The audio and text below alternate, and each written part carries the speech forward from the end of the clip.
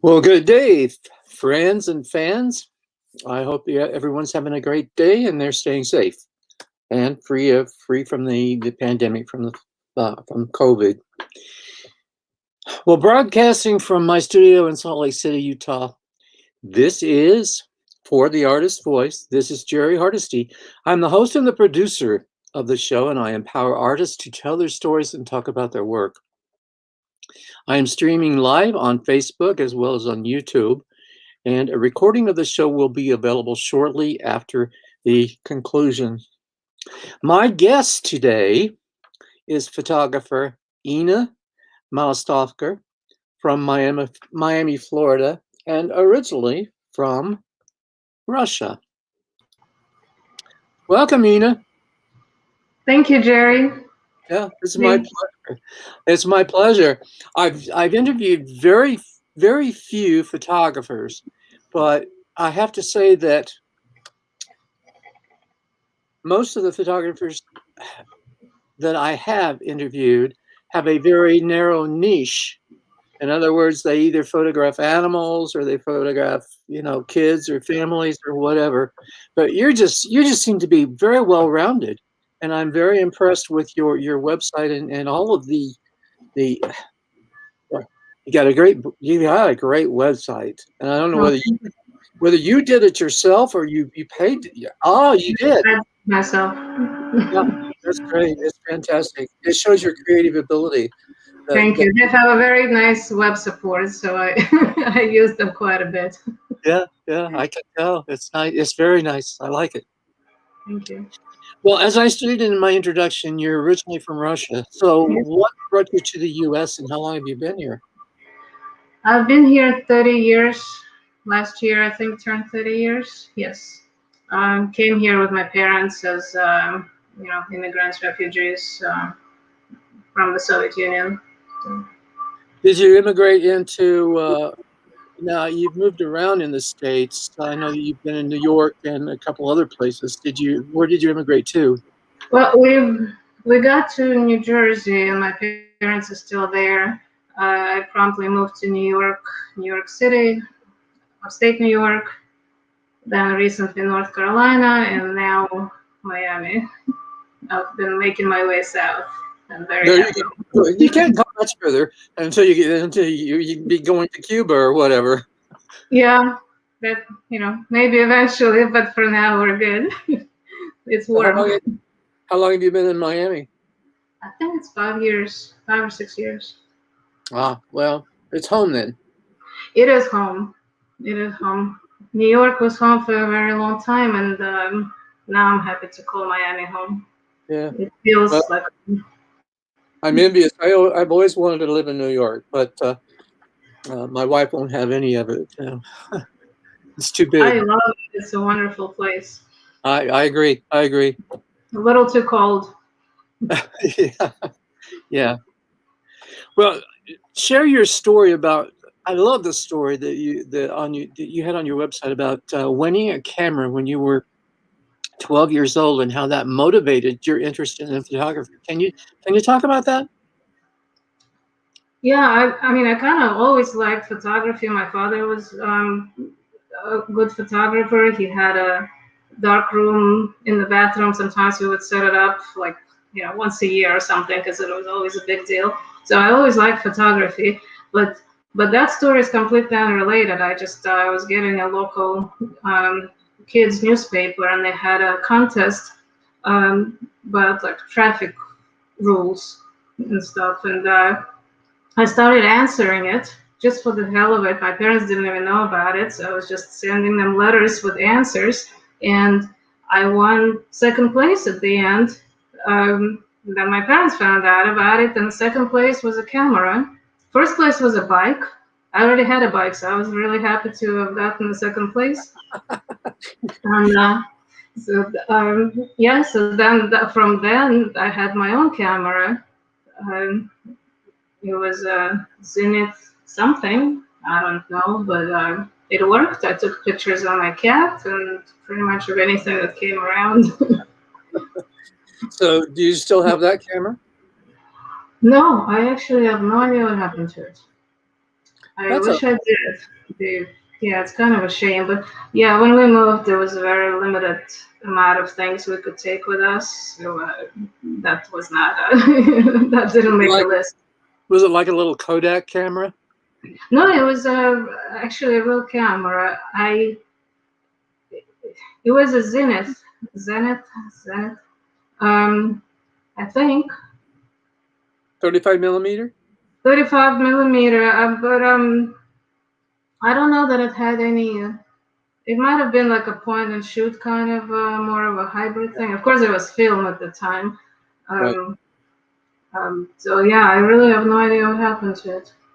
Well, based on you're interested in actually being behind the camera, did you also learn darkroom technique and that kind of thing, and developing the film yourself? Very little when we were doing it when I was little. It was always a major deal because we could only do it in the bathroom, and you had to like move everything around. The bathrooms back there weren't as big and luxurious as here, so it was always complicated. So I learned a little bit, but then for a long time I just always had a camera. I always took pictures, but I never actually learned anything about it until probably about 11, 12 years now, and that was all digital from then. Yeah, yeah, absolutely. Well, like I said, I really enjoyed your website. You seem to be a very diverse photographer. You don't show any limits. Your limits seem to be unbounded. I have limits. I don't do sports. Okay. I don't do I don't do a lot of humans. The only human I really take pictures of is myself. And I that's do I do a lot of selfies, but I don't really do like portraits or weddings. None of that. okay. Good. Good for you. Yes, I have limits. Well, do you have a favorite subject matter? I do, and it's kind of lately been a weird one. I do a lot of lizards. I noticed that a lot of lizards, and you're in the I perfect place to do that. Yeah, it was. I mean, I it was never a thing until I moved here, and then I kind of like close up of things. Showing people things that they won't necessarily see with their naked eye, or they may not notice. So when I first took a picture of a lizard running around somewhere, and I looked at it, it was so cute. I'm like, how do people not photograph them more? And it's kind of become a thing now. I have a whole separate Instagram account of lizards only. Uh-huh. And actually, in a couple of months, I'm going to have an exhibit in Miami Beach Botanical Garden called Little Lizard Love. That's going to be lizards only.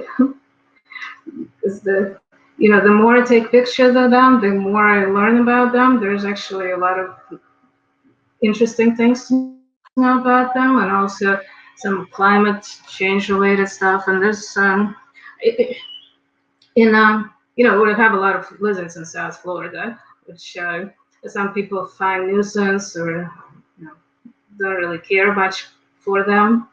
But they're actually pretty useful. They eat bugs. They help with agriculture a little bit. They also serve as food for other animals. So they promote the environment.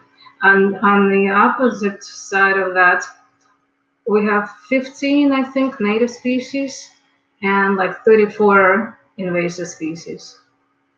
So there's been a lot of pets released, or there's a lot of exotic pet trade, and then they escape or they get released, and they multiply and they kind of compete with the local.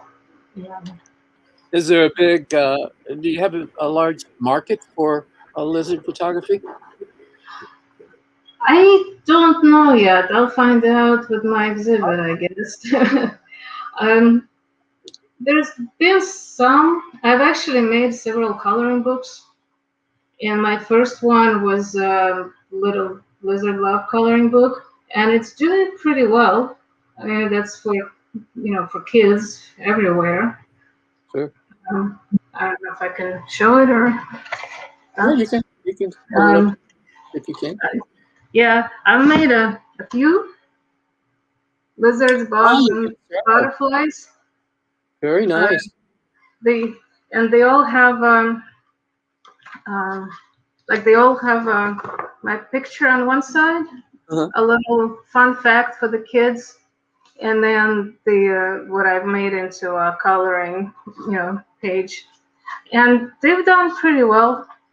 I I've had people send me photos and videos of their kids, coloring them. So yeah, it's lizards, it's bugs and butterflies. I've had people tell me, "Oh, I have boys that actually sat quiet for an hour doing it." So that's That's awesome.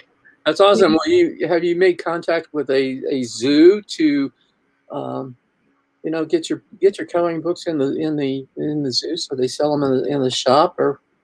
I haven't thought about the zoo actually.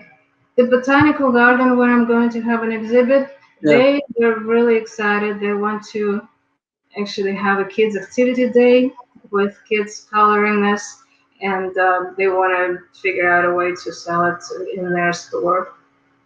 Because, great, great. but now I'll have the big pictures hanging, and we'll see if there's a market for them. Well, that's fantastic. Congratulations on Thank your you. upcoming show. So I hope it Thank goes you. well for you. Yeah, me too. Thank you. Well, all that being said, I do want to quote you.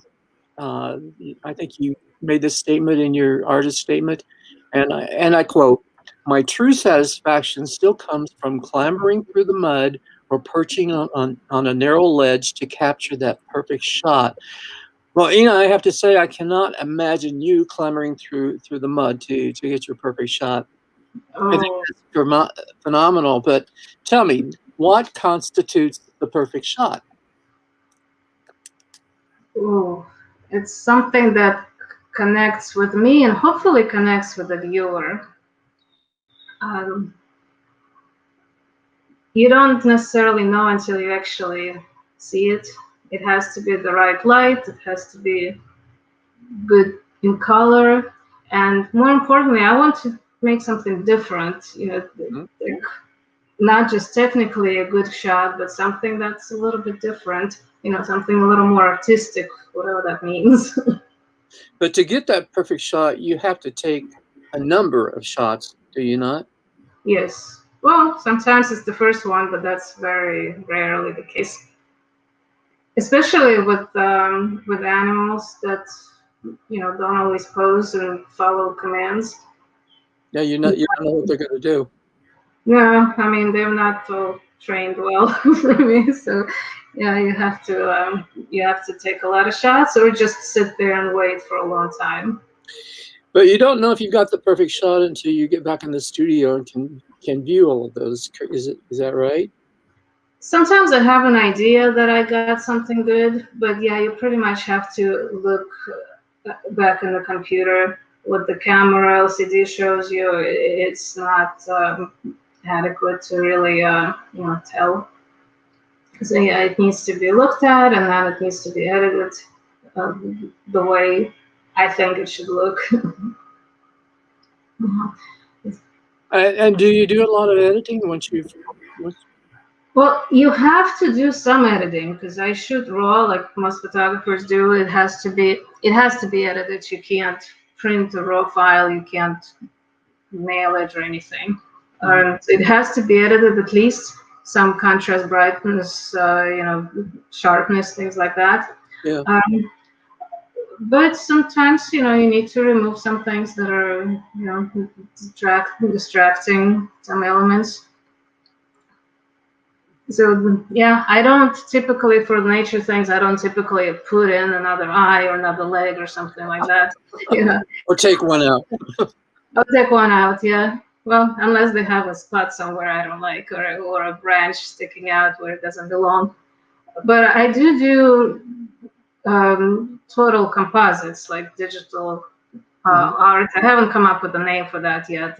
Montage, composite, edit, whatever you want to call those, where I use my photographs and just create some kind of surreal things. Sure. Like the one behind me actually is one of those. I have a whole series of alien planets I've made, mainly based on my photographs, but I just create some kind of. Is that the blue that's on the bookshelf?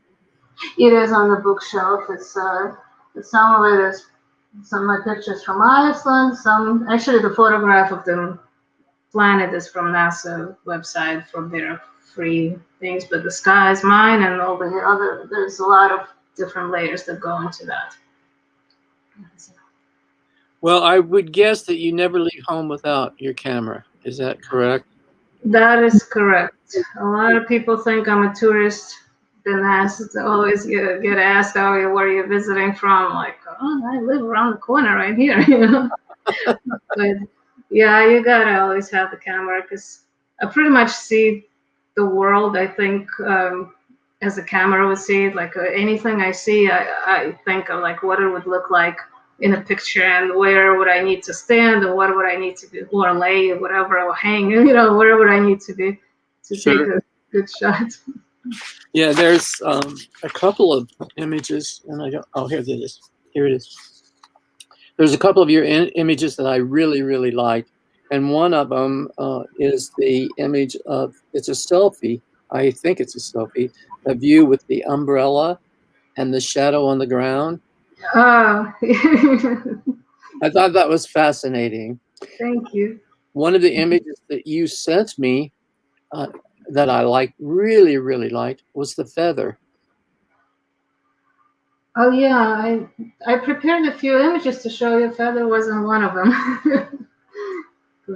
And then a third one, and it is I assume it's your fingers, blue fingernails, holding a marble. There you go, The fingernails. holding a marble. Okay, that is weird because I actually was debating whether I should even post that to the website or not. Oh yeah, it's very nice. I like it very much. So those are just some of my thoughts. I'm not as interested, I myself, and don't take it personal, but I'm not as interested in landscapes. Hmm. I'm moving away from that. I mean, I like landscapes. I like anything that's pretty, I guess, and has a lot of color. But I like doing projects, and whatever falls under a project is gonna, I think, just blooms the creativity more. So Hmm. some of the pictures that you mentioned were from a selfie project, or from a marble project, or the feather. I think was, now I'm thinking it's a different feather. That was from a daily photo project I did during pandemic with some of the friends. So when you actually push yourself to do something, when you have to do something, especially when it's daily, then you tend to come up with some interesting things. Right. Well, I don't recall the image that you submitted for Isolation Chronicles. And by the way, just for anyone who's listening, this is how Ina and I met, because we both participated in Isolation Chronicles that was curated by Sergio Gomez from Art Next Level in Chicago. So what was the image that you submitted for that particular show? It was actually another selfie with the blue mask on, and some like weird light because I lit myself with a flashlight through a colander, I think. What do you call it? With the thing with the holes for Yeah, yeah, noodles. yeah. Yeah. So the light was spotty, kind of a little freaky. So that was my selfie. That wasn't part of my project I did some years ago, but I'm now very comfortable with doing selfies. So it Sure. was in my bathroom with a mask on. Yeah. And that's excuse me, that certainly fit the requirements for that particular show, because it had to do with how did you respond to being isolated during the pandemic. So yeah, a great image. I'm going to have to go back and look at it again. Thank you. Yeah, I submitted another one, which was also a selfie of me sitting on, like, on the bathroom floor in the corner holding a teddy bear, but he didn't like that one. Sorry, he picked that other You one. know, not everybody likes everything. So and we have to get used to, as artists, we have to get used to rejection, unfortunately. Yeah. Well, I think of it as he picked the best of the best, because you have to do. He could only pick one out of two, so well, Yeah, yeah, yeah. we'll have to assume he liked the other one too. Maybe. Well, I was very surprised to get into that show, so but I was very flattered as well. Yeah. What was your image? I'm Like an art. abstract painter, and Mm-hmm. my painting was called Hope. So I don't know how to describe it for you, but Okay. when I was painting it, I was full of hope for the future and getting out of the political situation that we were in at the time, as well as moving on beyond the pandemic. So Hope was certainly required at the time. absolutely, Yeah. yes. Well, as smartphones continue to improve, using a phone camera has become quite popular. They are great for capturing memories, I think, of family and those types of events. But can you get that perfect shot with a phone camera? You can some things, and unfortunately, I think photography has become more, I don't know, less viewed as art now. Well, I don't know if it's ever been, but yeah, I think the smartphone kind of hurts the photography. But you can, if the light is straight on and you're not doing anything special. Yeah, you can. But for most of my purposes, it wouldn't work if you want a blurred background, if you need to, adjust your light correctly, if you want, slow things down. That's, your phone just doesn't do any of that. Yeah.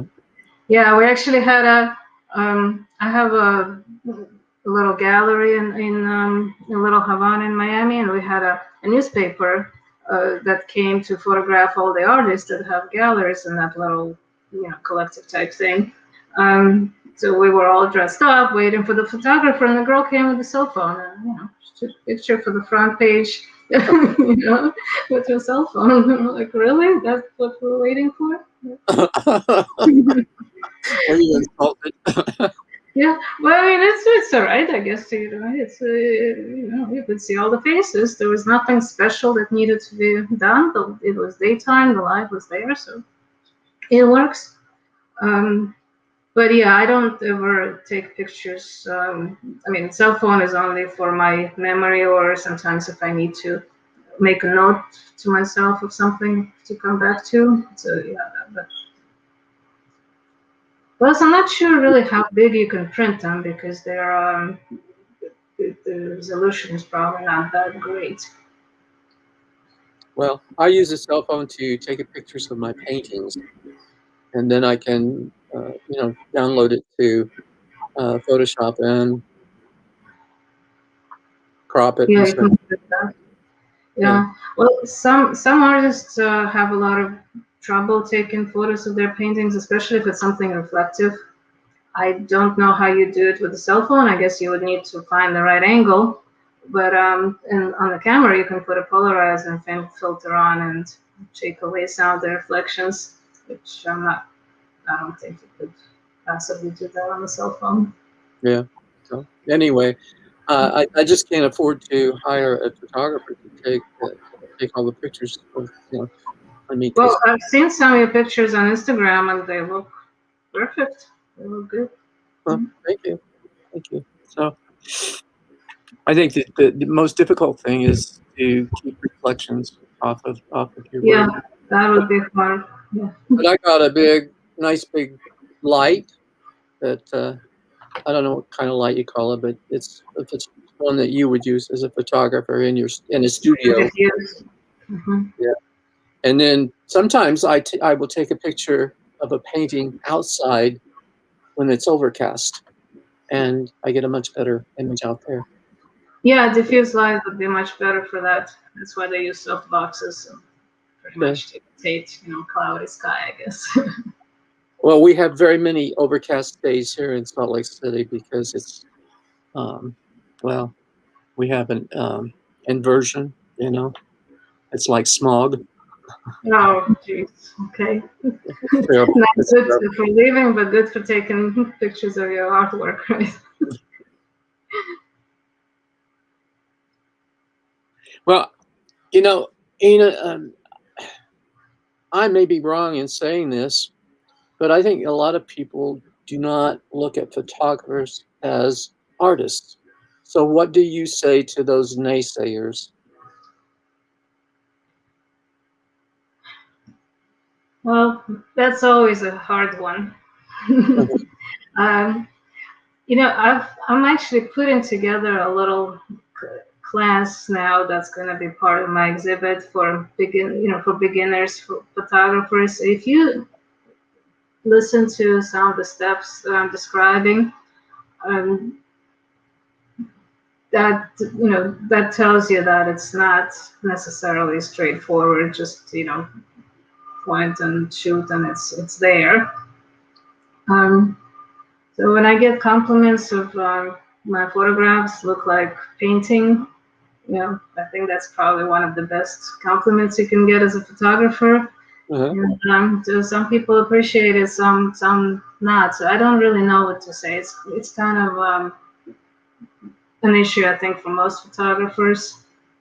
Sure. Also compliments like, "Ooh, what a nice camera! You must take good pictures."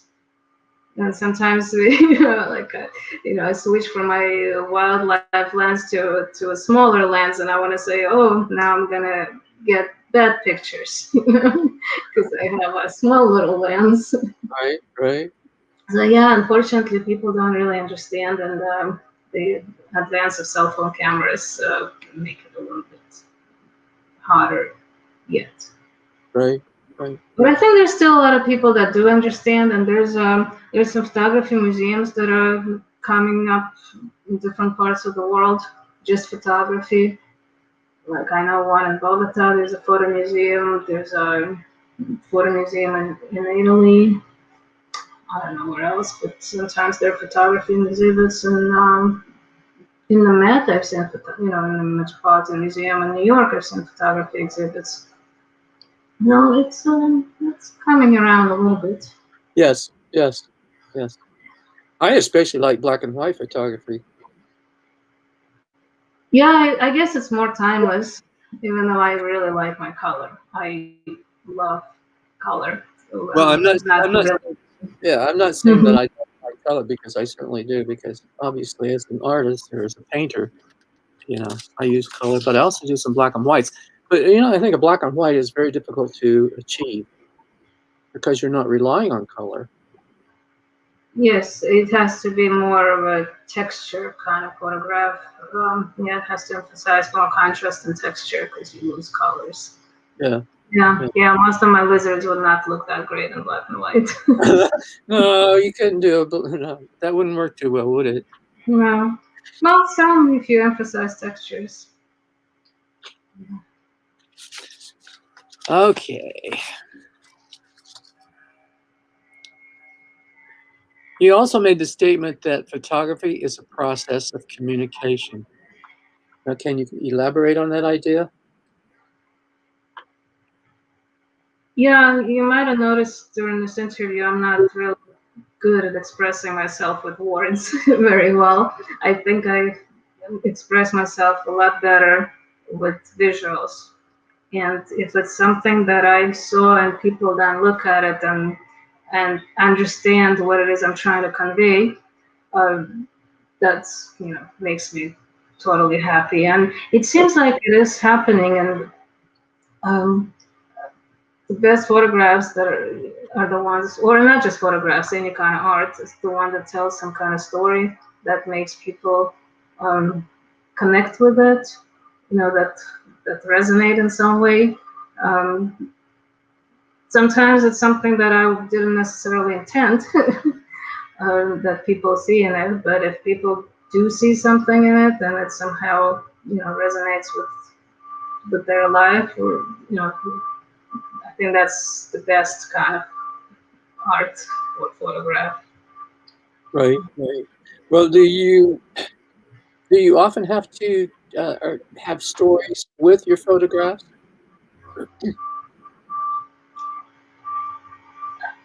I keep hearing that that's a good thing when you post something, say on social media, to provide a story. So I'm trying to do that. It's more of a forceful thing for me, as in I'm not. It's not a natural thing for me. To me, I think an image should really tell a story, and if it doesn't, then maybe it's not that good of an image to begin with. Um, but I try to provide some stories now and again. And usually they're not necessarily, um, what I'm trying to show, but more of some background, either how I got it or something about nature or about like certain species of lizards, for example. Yeah, and I understand what you're saying about it's not natural because I have that problem as well. It isn't always natural to have a story or to tell a story about a particular piece because it comes from within us. It's part of our soul and part of our makeup as creative people. So I find it equally difficult and somewhat unnatural in some circumstances. It But is. Mhm. that's the same thing with coming up with a title for a particular piece. Now, do you title your pieces? I do sometimes. Usually it doesn't come very easy. Um, Now that a lot of my lizards are going to be in the exhibit, I have to. Some of them have titles, but I have to set aside a lot of time now to title the rest of them because untitled doesn't really sound good. so, so they need to have titles. You know, I keep lists of potential titles. So then when I come up with a piece and a title will fit that piece, and I've got it right there rather Yeah. than. And then I do a lot of I'll use a Roget's thesaurus and look up synonyms, look certain words. Mhm. And Yeah. another that I've been using lately is in listening to pop songs and the lyrics. I'll Okay.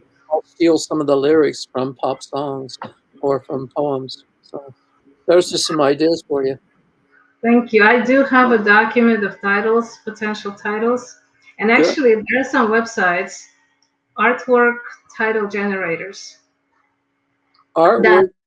come Ah, up with like some, if you Google that, I guess artwork title generator, there's a uh-huh. bunch of different ones, and they just, you keep refreshing the website, and they keep coming up with like random combination of words that some of them are like, really, I don't even know what that means, and some of them actually go on my list. And there's also one that I found that was an exhibit title generator. and um, they all have the exhibit ones all have a format of like 2 words column 2 more words. you Mhm. know yeah, so I actually used for exhibit we just did daily voices, the photographic introspective. So all exhibit titles are like that, and the artwork titles are either 1 word or 2 words. Well, that's awesome. Yeah, Thanks for sharing. sure. I'm gonna It was a really major find for me. I'm really excited. try. Well, you should be an expert at titling your pictures then. Yeah, I wish. Oh shoot. But I'm gonna exercise my skills soon. Well, is there anything about photography that you think you have yet to learn? I mean, I think learning is a lifelong thing that we need to do, especially as artists. There's so much to learn. I am always learning. I belong to a couple of camera clubs, several groups, where know we share images, we critique images. Uh, sometimes go on workshops, occasional classes here and there. There's always things to learn. And actually, now I'm learning a little more about presentation and printing. That's another part, where for artists, painters, for example, that's it's not part of the process. You create on a paper, canvas, or whatever. So you decide that first, and then you paint on there.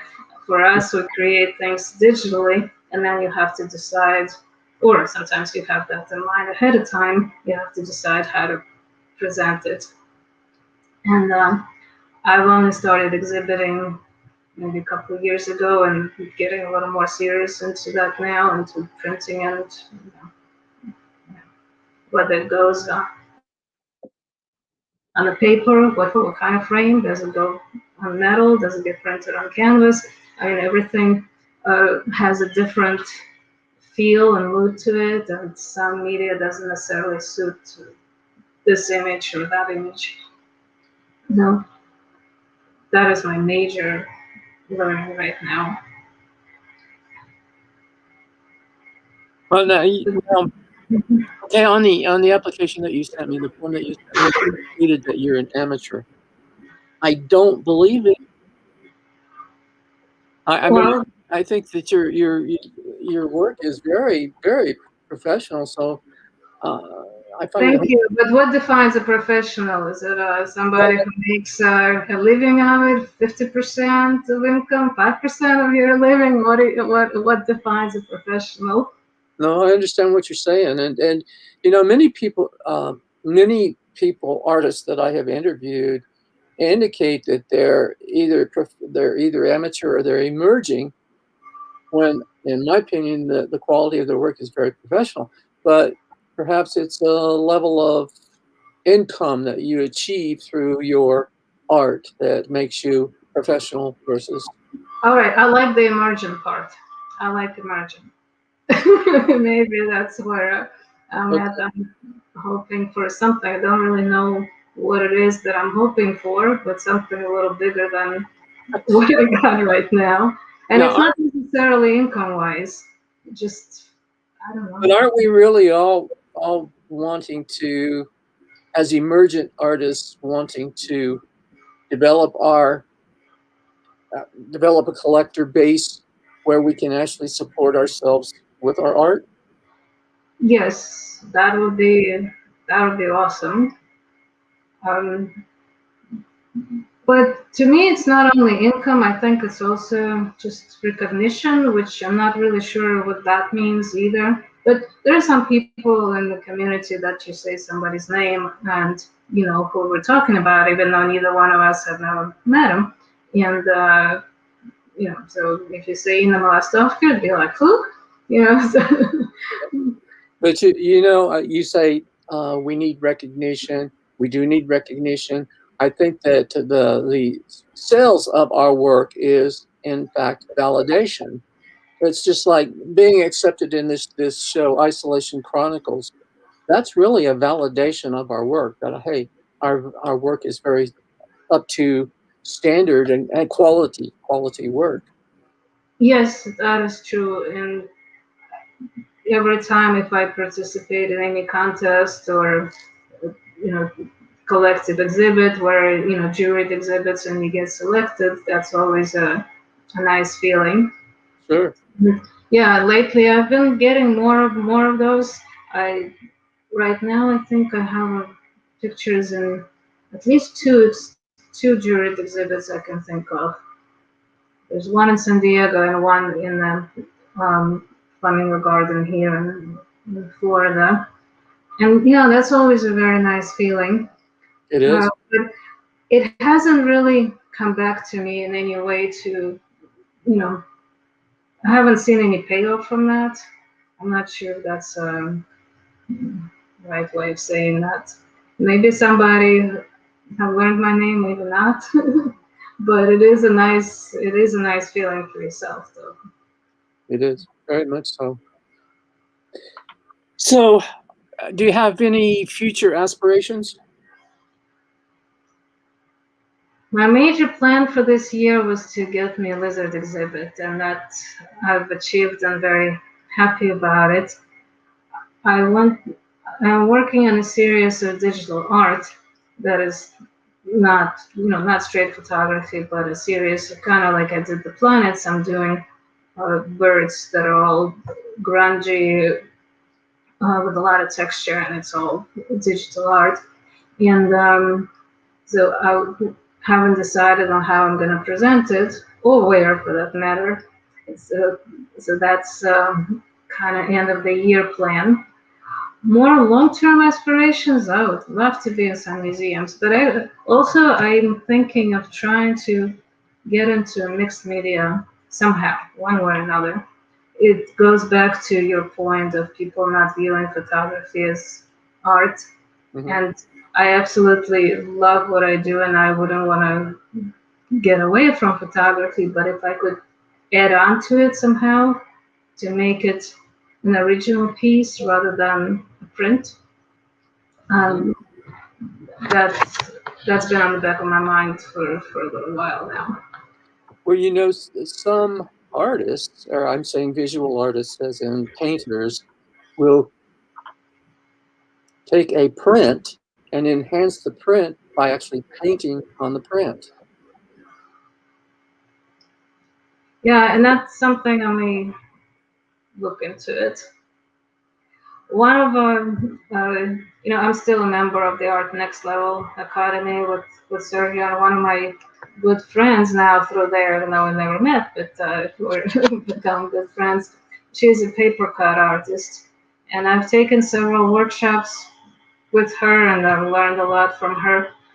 With the little, I mean, she creates wonderful sculptures of paper cut, But I learned just some basic things that look kind of really cute, and I was trying to figure out how I can uh, integrate that with my photography. I'm not sure that's ever going to happen, but I'm still thinking of what I can do about that. No, I understand. We as artists, we have a lot of ideas, and there's just not enough time to implement all of them. No, and things keep coming up where other ideas get put on the back burner a little bit. I'm very excited about this exhibit now with the lizards, but it put a lot of things on the, you know, towards after because now I have to decide which images exactly go into it, print them, frame them, working on the artist talk, working on this class, working on a promotional video for myself. uh, You've got a lot on your plate. I do. Now, I do have a million other projects that are happening do you run around. a full-time job? I have it's not really full time, it's an intermittent job, but I do work quite a bit. So, yeah, I have a job. We've created something called International Online Art Collective. So, I belong to this art collective where we're trying to grow and have a lot of projects happening there. We're actually going to have an exhibit on the Earth Day. It's a virtual exhibit we're releasing, but um, I'm organizing it along with one of the members. So that's a lot of work. Somehow I Well, have to fit that in. well, you already have a very, very healthy resume. Oh, I enjoyed looking at all your accomplishments.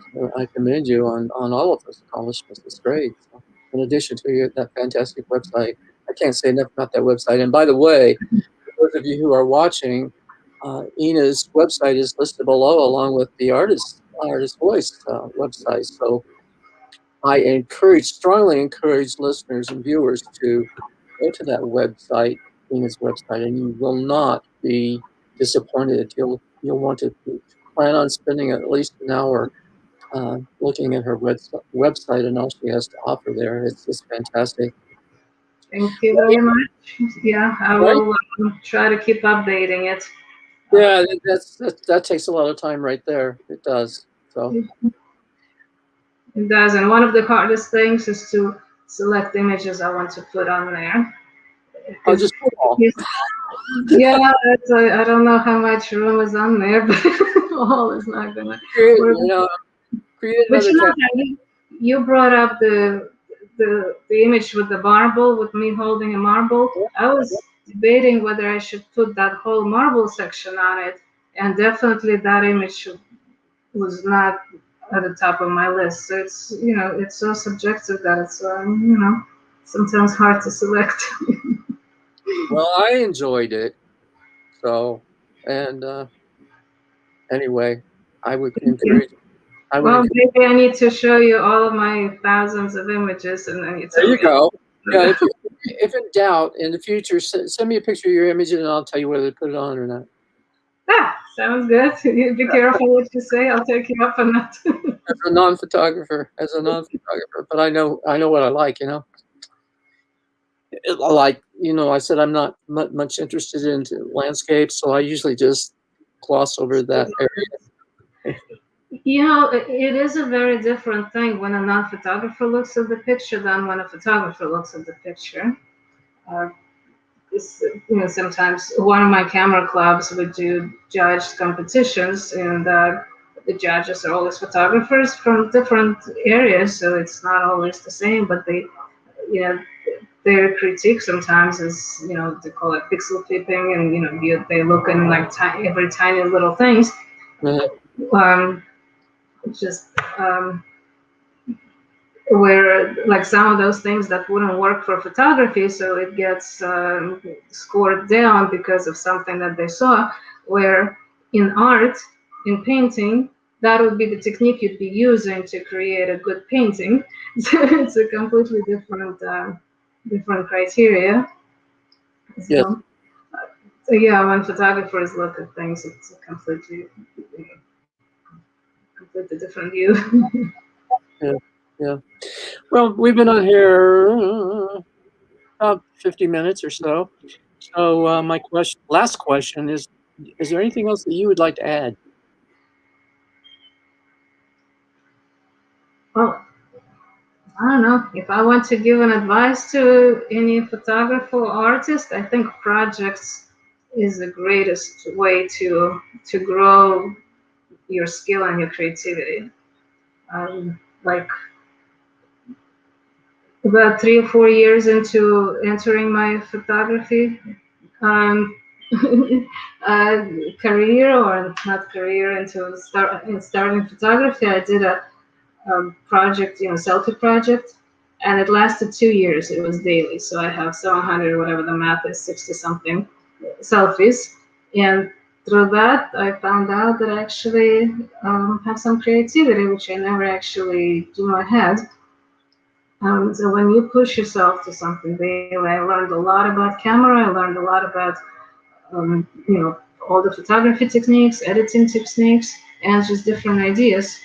Um, or the marbles, or throughout this year, I actually grew quite a bit with doing this daily photo project. We got together with a small group um, over WhatsApp because we couldn't really leave the house. So it was over WhatsApp. I would send, there was four of us, so I would send uh, a list of themes every week to our group. It was 7 themes on Sunday to start on Monday, and it, we had over 180 themes, I think, by the end.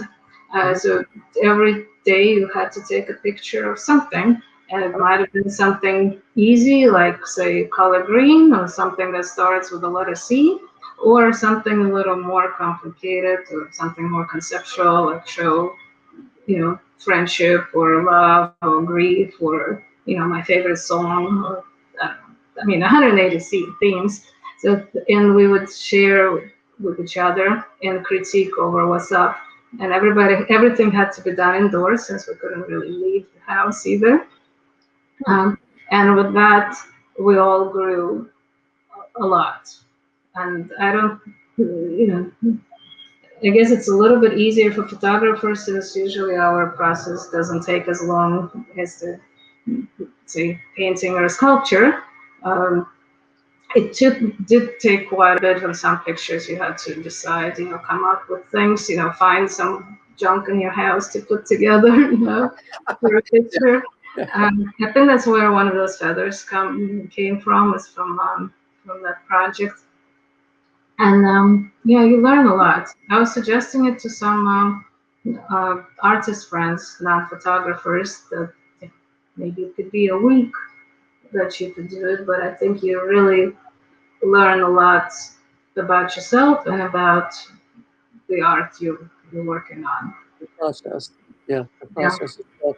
Yeah, I did something similar several years back in which I painted a small painting for one a day for 75 days. Wow. And then I sold them very, very cheaply. Okay. But some of my better pictures looking back came out of those projects because Yeah, you really yeah, push yourself. exactly, exactly. Yeah. So I'm doing something similar right now where, well, I'm taking a online course and Huh? we have to paint 12 by 12 panels. So it's fun, learning a lot. Is there a theme to it? There, What? no, most of it's abstract. Hmm. In fact, I've been posting some of it on Instagram and Facebook. So anyway, Yeah, I think projects are great. I blue can't advertise them enough. I can't. Yeah, I can. and doing series of paintings. Yes, Yes, yes. yes. Well, Ina, this has been great getting to know you a little bit better and talking with you. Here. I appreciate being you being my guest on today's podcast. So, Thank and you I so wish, much for having me. yeah, my pleasure. And I wish you the best with your upcoming show. So, Thank you. Thank you. you're welcome. So, you have a good day. You too. Good day. Bye bye. Well, again, this is Jerry Hardesty. Thanks for listening. to The Artist's Voice. You can find the show on most podcast platforms, including Apple Podcasts and several of the other platforms. And as I said, the video will be available shortly after the show, probably within the next 24 hours. So you can find it on Facebook. You can also find it, you'll be able to find it on the website for the show, which again is at the bottom of the screen, scrolling across the bottom of the screen, the www.theartistsvoice.info. So until the next episode, this is Jerry Hardesty signing off.